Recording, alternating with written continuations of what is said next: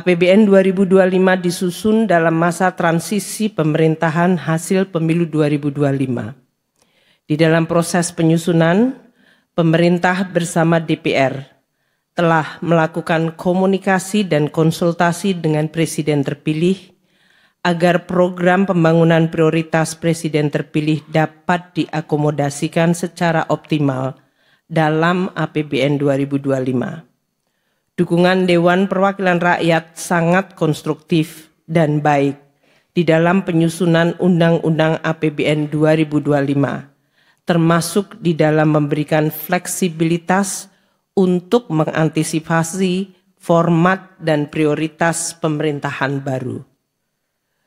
Pemerintah menyampaikan terima kasih dan penghargaan setinggi-tingginya kepada pimpinan dan seluruh anggota DPR RI atas segala masukan, dukungan, dan kerjasama yang luar biasa baik sehingga seluruh proses pembahasan Undang-Undang APBN tahun 2025 dapat diselesaikan dengan baik sesuai jadwal. Pemerintah juga mengapresiasi peran Badan Pemeriksa Keuangan di dalam menjaga integritas dan akuntabilitas pengelolaan keuangan negara yang merupakan tonggak penting untuk mewujudkan pemerintahan yang bersih, transparan, dan bertanggung jawab. Bapak Presiden, Bapak Wakil Presiden, dan hadirin yang kami hormati. APBN adalah instrumen penting yang sangat menentukan kemajuan suatu bangsa. APBN merupakan instrumen andalan dalam melindungi masyarakat dan perekonomian di dalam menghadapi berbagai gejolak, guncangan, serta krisis. Peran penting ini mengharuskan APBN terus dijaga kesehatannya, kredibilitasnya, dan sustainabilitasnya agar tidak menjadi sumber masalah. Alhamdulillah Indonesia terus mampu menjaga keseimbangan antara upaya meraih kemajuan pertumbuhan ekonomi dan pemerataan dengan menjaga stabilitas dan sustainabilitas. Prestasi ini tidak mudah dan perlu terus dijaga karena guncangan dan gejolak serta krisis akan terus terjadi, seperti pandemi COVID-19, dinamika global politik, keamanan, seperti konflik di Rusia, Ukraina, di Timur Tengah, serta perang dan ketegangan ekonomi dan perang dagang antara negara-negara besar. Bapak Presiden yang kami hormati beserta seluruh hadirin sekalian, APBN 2025 disusun dengan asumsi perkembangan dan proyeksi ekonomi tahun 2025 yang dinamis dan penuh ketidakpastian geopolitik. Perekonomian Indonesia dalam periode 2022 hingga 2024 diperkirakan tumbuh di kisaran 5% di tengah melambatnya ekonomi global dan terjadinya perang dagang dan proteksionisme serta konflik geopolitik yang menyebabkan volatilitas harga komoditas. Upaya menjaga momentum pertumbuhan dilakukan dengan menjaga stabilitas harga, dengan menjaga inflasi yang terus rendah. Inflasi di bulan November 2024 adalah sebesar 1,55% year on year, termasuk terendah di dunia. Konsumsi tetap terjaga, kinerja investasi terus diperbaiki dan ekspor menunjukkan tren yang meningkat. Alhamdulillah neraca perdagangan Indonesia mencapai surplus 54 bulan berturut-turut. Hal ini menunjukkan daya tahan dan sekaligus potensi perekonomian Indonesia di sektor-sektor yang mampu menghasilkan barang komoditas ekspor seperti manufaktur, dan juga sektor yang tumbuh di dalam negeri seperti perdagangan dan konstruksi. Dengan capaian perekonomian yang relatif baik dan stabil hingga 2024 ini akan menjadi pijakan bagi akselerasi target pembangunan dan pertumbuhan ekonomi yang lebih baik dan lebih tinggi di tahun 2025 dan 5 tahun ke depan. Bapak Presiden dan para hadirin sekalian, pemerintah dan DPR telah menyepakati belanja negara tahun 2025 adalah sebesar 3.621,3 triliun rupiah. Hal ini meningkat 8,9% dibandingkan APBN 2024. Belanja pemerintah pusat mencapai 2.701,4 triliun rupiah. Ditujukan untuk mendorong program prioritas pemerintah di bidang pendidikan, kesehatan, perlindungan sosial, ketahanan pangan dan energi, serta perumahan. Program unggulan 2025 telah ditampung di APBN melalui program makanan bergizi gratis, pemeriksaan kesehatan gratis, renovasi sekolah, sekolah unggulan terintegrasi, dan terciptanya lumbung pangan nasional, daerah, dan desa. Arahan Bapak Presiden mengenai prioritas dan fokus program pemerintah akan terus menjadi pegangan bagi alokasi dan realokasi anggaran kementerian dan lembaga serta transfer ke daerah untuk tahun 2025. Transfer ke daerah sebesar 919,9 triliun rupiah untuk mendukung akselerasi pertumbuhan ekonomi dan pelayanan yang inklusif.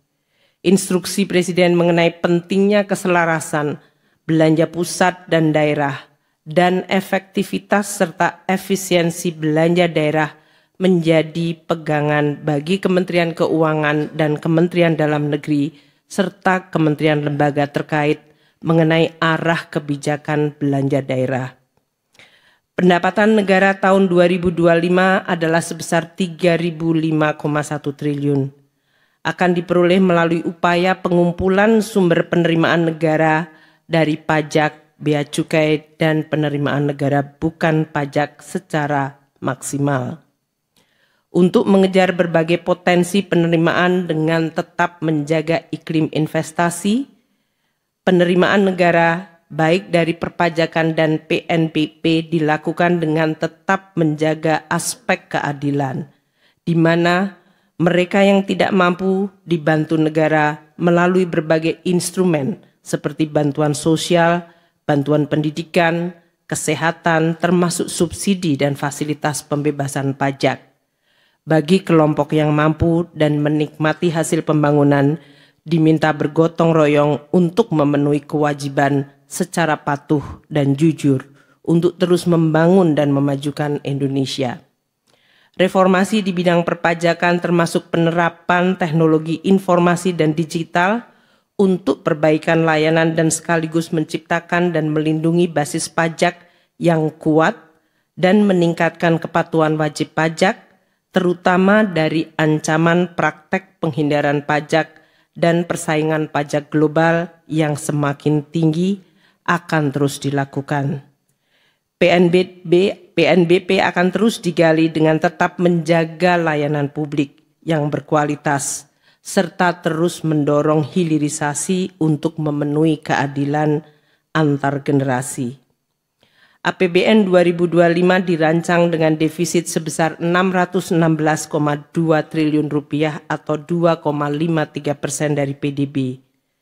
Hal ini akan dikelola secara hati-hati dengan strategi pembiayaan yang terukur, efisien, termasuk pemanfaatan dan pengelolaan cash buffer dan fungsi treasury yang makin dinamis sesuai perkembangan sektor keuangan.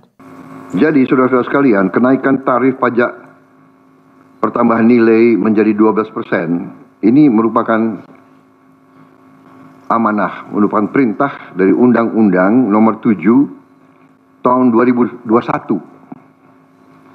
tentang harmonisasi peraturan perpajakan. Jadi, sesuai kesepakatan pemerintah Republik Indonesia dengan DPR tahun 2021, kenaikan tarif dilakukan secara bertahap dari 10% menjadi 11% mulai 1 April 2022. Ini sudah dilaksanakan.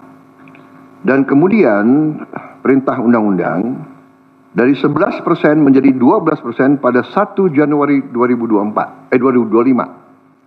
Besok. Kenaikan secara bertahap ini dimaksud agar tidak memberi dampak yang signifikan terhadap daya beli masyarakat, terhadap inflasi, dan terhadap pertumbuhan ekonomi. Saudara-saudara, sudah merupakan sikap pemerintah yang saya pimpin, juga saya yakin juga pemerintah pendahulu saya, bahwa setiap kebijakan perpajakan harus selalu mengutamakan kepentingan rakyat secara keseluruhan, perlindungan daya beli rakyat, serta mendorong pemerataan ekonomi. Komitmen kita adalah selalu berpihak kepada rakyat banyak, berpihak kepada kepentingan nasional, dan berjuang dan bekerja untuk kesejahteraan rakyat. Karena itu, seperti yang sudah saya sampaikan sebelumnya dan telah berkoordinasi dengan DPR RI,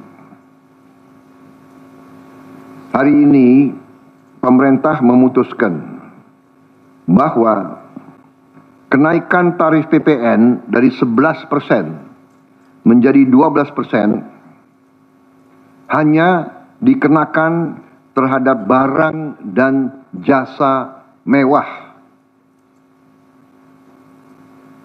Ya, saya ulangi ya supaya jelas.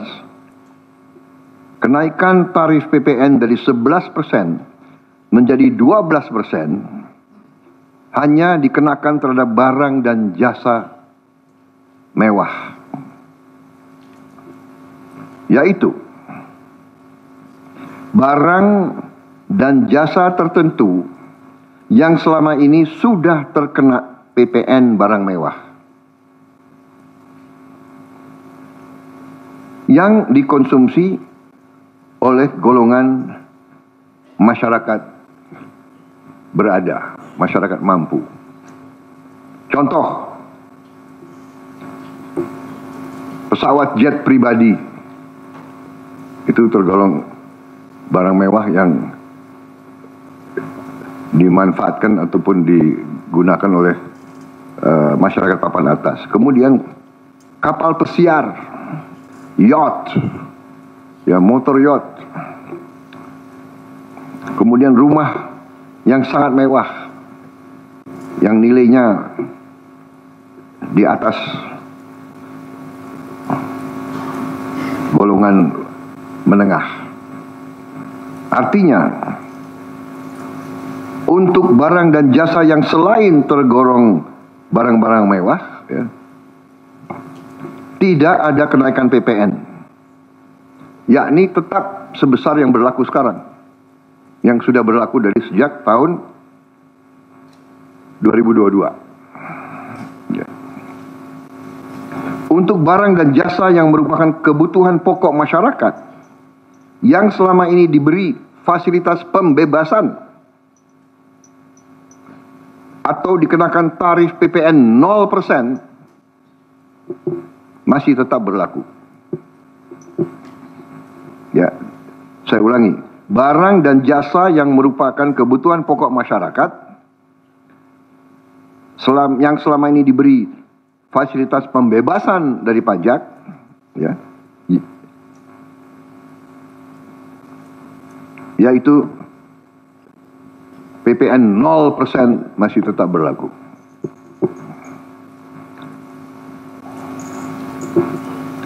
Pemerintah telah berkomitmen memberi paket stimulus.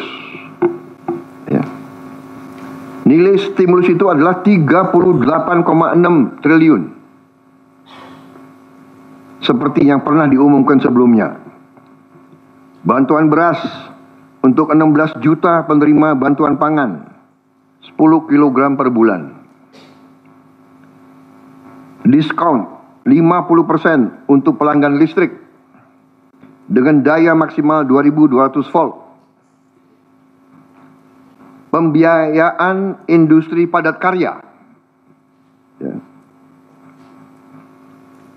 insentif PPh pasal 21 bagi pekerja dengan gaji sampai dengan rupiah 10 juta per bulan.